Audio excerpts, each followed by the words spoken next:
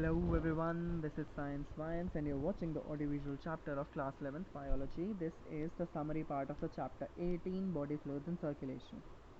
Vertebrates circulate blood, a fluid connective tissue in their body, to transport essential substances to the cells and to carry waste substances from there.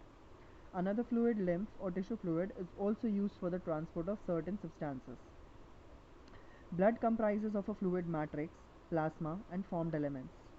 Red blood cells or RBCs or erythrocytes, white blood cells WBCs or leukocytes, and platelets thrombocytes constitute the formed elements.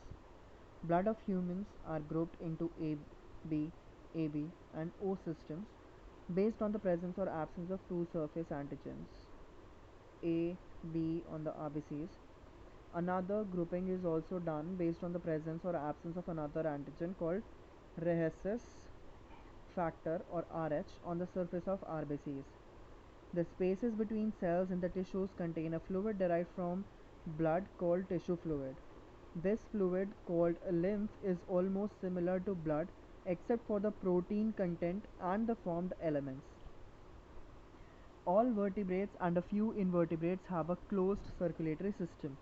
Our circulatory system consists of a muscular pumping organ, heart, a network of vessels, and a fluid, blood. Heart has two atria and two ventricles.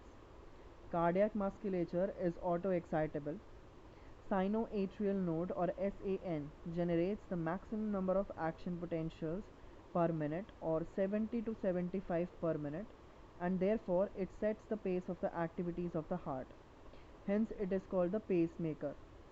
The action potential causes the atria and then the ventricles to undergo contraction or systole, followed by their relaxation or diastole.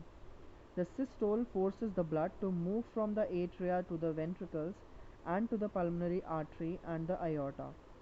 The cardiac cycle is formed by sequential events in the heart which is cyclically repeated and is called the cardiac cycle.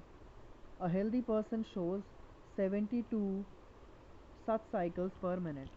About 70 ml of blood is pumped out by each ventricle during a cardiac cycle, and it is called the stroke or beat volume. Volume of the blood pumped out by each ventricle of the heart per minute is called the cardiac output, and it is equal to the product of a stroke volume and heart rate, approx 5 liters.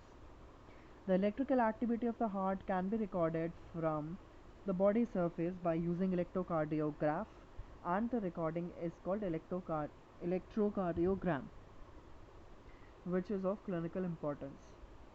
We have a complete double circulation, that is two circulatory pathways, namely pulmonary and systemic, are present.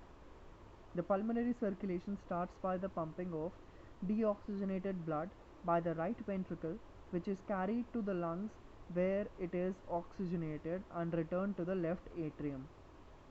The systemic circulation starts with the pumping of oxygenated blood by the left ventricle to the aorta, which is carried to all the body tissues, and the deoxygenated blood from there is collected by the veins and returned to the right atrium.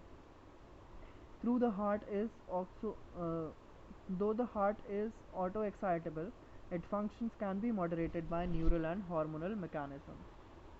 Here we end the summary part of the chapter 18, body fluids and circulation.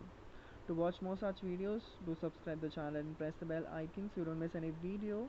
And if you want us to create more such videos on any other book or subject, do mention in the comment section please.